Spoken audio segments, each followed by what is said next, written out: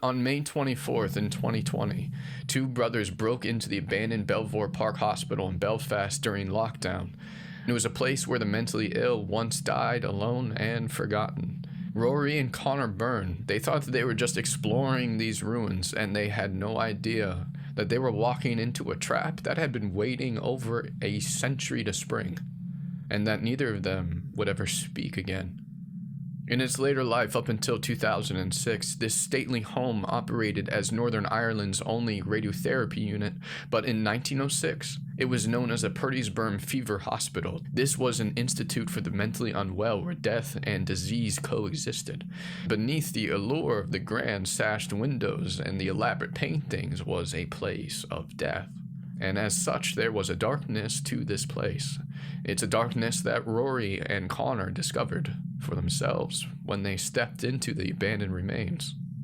Two brothers entered that building unaware that only one of them would escape.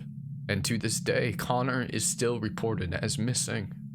This is Rory Byrne's written account as shown to Officer Carroll in the aftermath of the horrors. My great-grandmother was sent to the Purdysburn Fever Hospital when she was 27 years old. I don't know exactly what happened to her, but I know that she died in that place all alone, and ever since it left this dark smudge on our family. My mom didn't like to talk about it. If it was ever mentioned, her eyes would cloud over and she'd go off and distract herself with chores. The only time that she ever spoke to me about it was to tell me that my great-grandmother had felt alone, always alone. And my mom never mentioned it again before she went to her grave. The only family that I had left after that was my brother, Connor, and he was a misfit, but at least he was blood, and I loved him, regardless of his flaws. Connor was in an in-between phase in his life. He was sleeping on my sofa at the time, and due to lockdown, he was unable to move out and make something of his life. He was restless. That restlessness felt contagious. And during COVID, when the rules, they were as rife as the virus, I read a lot of articles to try and curb my boredom, and I came across one on the Belvoir Park Hospital, and how a guard had to quit due to experiencing strange occurrences there. I only skimmed the article, but it planted a seed in my head, and being cooped up in my tiny apartment was difficult. There was barely enough room in it for one, let alone us both. Started to feel suffocating. We needed to get out, and we needed to do something before the walls seemed to crush in on us. And the government announced, so now it's okay to meet outside in groups of 6, but Connor and I, we were alone. We had no one to meet. And as we saw it, we had to make our own plans to stay sane.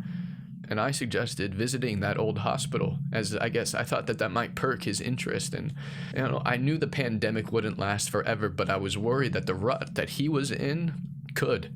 And I desperately wanted to just help shake him out of that. And he seemed to like that idea. So late that afternoon, I drove us out there, and we parked by the forest right out of eyeline from the hospital itself, and we walked through the trees to get to it. And the estate was surrounded by acres of forestry and unkept gardens, and there was this stream that snaked through it. And the building itself, although run down, was towering over us, and it was this shadow of beauty, and it seemed to beckon us in. And due to this huge scale of the building, we weren't worried about the guards. We watched on from the tree line, and we waited about 10 minutes just to scope the surroundings out. In that time, though, I saw this shadowy figure pass in the distance. It was dressed all in black, and I presumed that it was a guard, so as soon as it was out of sight, I gave the thumbs up to Connor to say, "The coast is clear," and he wrinkled his nose at me. It's this mannerism that he had done since a child. It meant he had mischief on the mind. And we didn't need to exchange words. We both knew it was the right time to move, and we were doing this. And with the gray and birdless sky as our backdrop, we stepped out of the tree line and we sneaked around the side of the building. And although at first glance it seemed that the windows and the doors, they were all boarded up, it turned out this was mostly just at the front of the building for show. Connor was the one who said that the guards needed an easy way to get in and out, and he found the window around the back, covered by a piece of plastic that flapped in the wind. And as he pulled it back, I remember staring at this window. No glass or window frame remaining. It felt like it was there on purpose, as if this was some entrance designed to tempt us in. And this uncomfortable feeling seemed to twist in my gut, and I just can't explain it. I just had this strong feeling I shouldn't go in there. Connor didn't share my feelings. He gripped what remained of the window frame and began climbing through it, and I watched him step inside and then stare at me. "Hey, Rory, you coming or you too chicken?" he jibed, flapping his arms at me. It had been my idea to come out here, so I don't know. As I saw it, I couldn't back out now. I put my doubts aside, and I climbed through the window, and I jumped down onto the ground, and Connor said something to me. It was muffled words. I couldn't process it. I was staring out of the window because I saw someone there. Over this crumbling wall close to one of the outer buildings, it was this shadowy figure. It was a man, I think, but it was hard to tell for sure. Whoever it was, they had their arms by their side, and I didn't have to see their eyes clearly to feel that they were looking directly at me. I turned and I pulled on Connor's arm, and then I pointed over to that figure, but to my confusion, whoever it was had gone. Connor laughed at me. He wrinkled his nose and he told me that he would get back at me for trying to psych him out, and I just laughed along with it, even though I knew what I saw. As I stopped looking outside, I became aware of this place and the coldness that seemed to radiate from it. It wasn't derelict. They wanted to keep it in some kind of working order in case that they ever needed to use it as an isolation chamber. But it felt somehow desolate and void of light. The walls and the floor, they were coated in this dust and dirt, but the only piece of furniture in the room, it was a single dark green chair, and it was tilted due to having one metal leg shorter than the others. I looked over at it, and I saw these words written in a smudged blue ink on the fabric. I had to squint to make it out. "Always alone." Reading those words caused a chill to travel down my spine. But before I could linger on this thought, I heard Connor's footsteps echo across the hard floor, followed by a shout. "Hey, Rory, you gotta come see this." I followed the sound of his voice into a nearby room, and I instantly coiled back. The windows, they were all boarded up, and causing the gloomy light from the open door to cast across the cracked plasterboard walls, and scratched into them were those words. "Alone, always." Connor made a joke of it. He said it was the ghost's room. He started making ghost noises and swishing his arms around, and I didn't see a funny side to this. I just felt coldness. I just wanted to get out of that room and that place, but then as I left it, the words, "always alone," still circled in my head. And Connor pushed, and I followed behind him, and I was trailing in and out of the rooms, and I felt jittery, and every little creak and sound made me flinch. I still felt like someone or something was watching me. The feeling, it seemed to stick to my skin. I couldn't shake it off. And as I looked around the long, vast hallways, this shadow, it seemed to lurk there in the corners and in the cracks. And then we went into several more rooms, a staff break room with empty shelves and a cupboard doors hanging off their hinges, old bedrooms, some with metal bed frames and others just bare. And all the while, I felt like I was being watched, and I spotted the words in every room. So did Connor, "always alone." I saw them carved under a metal bed, and there behind a peeling piece of wallpaper, scribbled into the rag of an old curtain, scraped into the door, and smudged in chalk on the floor. This didn't feel right, but Connor couldn't see how wrong it felt. It became a game to him and a nightmare to me. He darted from one room to another, and he was desperate now to find these hidden messages, as if it was some sort of twisted scavenger hunt. I pulled on his arm, and I told him I wanted to leave, but he shrugged free of me, and he wrinkled his nose as he said, "Why? Now it's just getting interesting." I saw something in his eyes, though, I hadn't seen in a while. They were alive with excitement. He snatched my phone out of my pocket and he taunted it in front of me, and I tried jumping to get it. There's no reasoning with him when he got like this, when he viewed life as a game, and I put up with this my entire life. Normally, I'd go on with it. It was typical Connor, but not now. Not when I felt that there was something wrong with this place. With the urgency was clear in my voice, I muttered, "Connor, you gotta quit messing. This is serious. Give it back. We're leaving." But he didn't listen. He never listened. He just smirked at me, he wrinkled his nose, and then he snorted. "You want it? Come and get it." And he ran along the hallway, and I knew I couldn't catch up with him. He'd always been quicker than me. And he stopped in the doorway of the furthest room along the hallway, and he leaned against it as he waved my phone at me.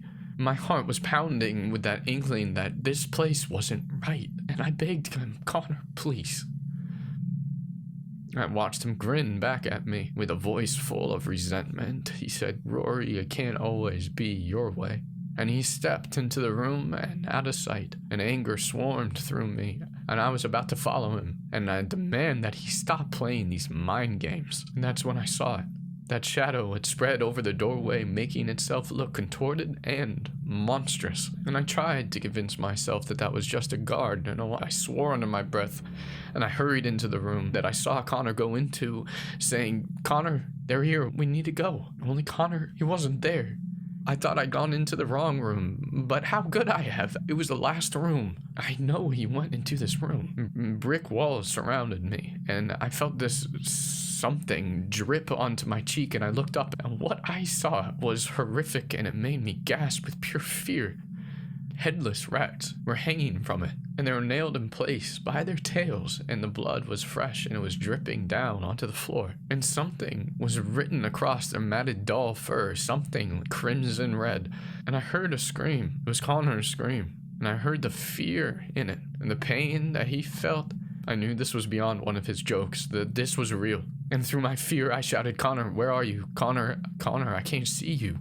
I could hear his voice, as though it was echoing from the walls, but I couldn't see him. I scraped at the walls to try to find him. The plaster and rubble was all that splintered around me, and I knew I needed to look somewhere else then, and so I moved toward the door, and that's when that shadowy figure appeared right there, this untouchable vision there to torment me, and the door swung shut in front of me.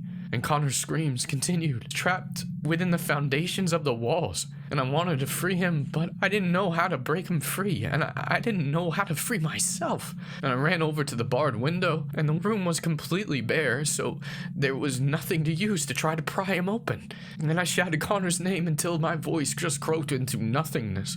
And then I just sat there on the cold blood-trickled ground. And I rocked myself back and forth as I stared up at those headless rats. And I stared at them until the markings on them began to make sense. They were letters. 11 hanging headless rats, each with a different letter on it. I didn't know then what the anagram was spelling out, but I know what it is now. There was only one thing it could be. Always alone. The loneliness was more consuming than my fear. The thought of dying alone down there amongst the unknown shadows, it was petrifying. And I pounded my fist against the door. I was trying to pry free the window's metal bars with my bare fingers. I stuck my fingers through the gaps in the bars, and I begged for someone to find me. But full darkness now covered the ground. I remained trapped inside that rat room, smelling only death and my own fear. And I lay there all night thinking that this was my end. That whoever had done this to the rats and locked me in here, they'd be back for me. But then as time ticked by, I had a more terrifying thought.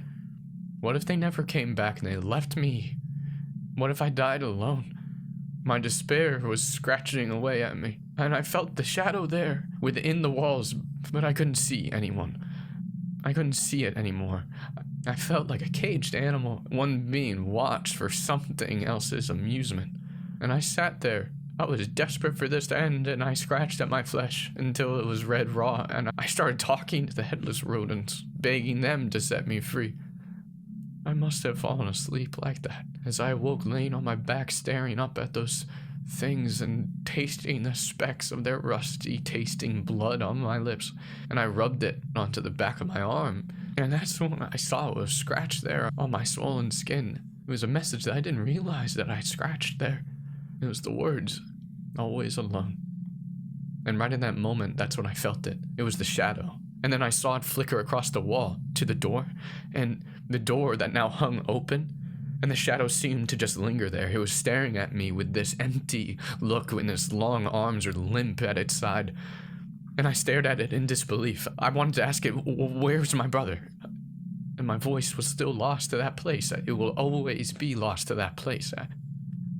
I knocked on the wall one last time, I waited for a scream. And only silence remained. He was gone. He's lost. Gone to the walls. And I walked out of there, and I kept on walking. And I remember trees of olive and fresh greens, and I remember the trickling of that stream. But I also remember the rats. Always 11 of them, always headless. They were hanging from the trees. They were lifeless by my feet, placed in a row by the stream. Always 11 headless rats, always 11 jumbled letters, but the words, they were always the same. Even now when I close my eyes, I can see them. I see the words and I know what they mean. Alone always. Always alone. On the morning of May 25th in 2020, Rory Byrne showed up at the local police station and handed them a note, saying that his brother Connor Byrne had vanished inside the old Belvoir Park Hospital and was now trapped within the walls. The police tried interviewing Rory, but he didn't utter a word. They got a doctor to examine him, and he put his loss of speech down to severe trauma. The police searched the Belvoir Park Hospital and didn't find any traces of Connor. And the security guard patrolling the ground the previous night claims that he didn't see any signs of intruders, but admitted that he avoided certain rooms on his rounds due to sensing a dark presence there. 4 years on, and Connor Byrne remains a missing person. Those who knew him say that he was a troubled young man who simply chose to run away from his past. But Rory remains adamant that his brother didn't run away, and the presence that roams those hallways of the old Belvoir Park Hospital took him and trapped him within the foundations of the building. Rory Byrne hasn't spoken one single word since that fateful day when he decided to leave his apartment and explore a piece of the past. That feeling of being afraid is unnerving, but the fear of being alone, truly and completely alone, is an altogether more harrowing horror. And what haunts us most isn't the darkness that we can see, it's the loneliness that we carry within it. And if this tale stirred something familiar in your memory, something that you've always known, but you've never wanted to name, well, you're not alone in that knowing. What do you think really happened to Connor? Was it the shadow that took him, or was it something else entirely? Share your thoughts by the fire below. And there's more to that security guard that he never told anyone about. Those rooms that he avoided? Well, that's a story for another time. Subscribe to join our circle. There are more mysteries waiting in the shadows. And until we meet again, keep close to the light and to each other. And for more scary horror stories, please share. I'll see you in the next video.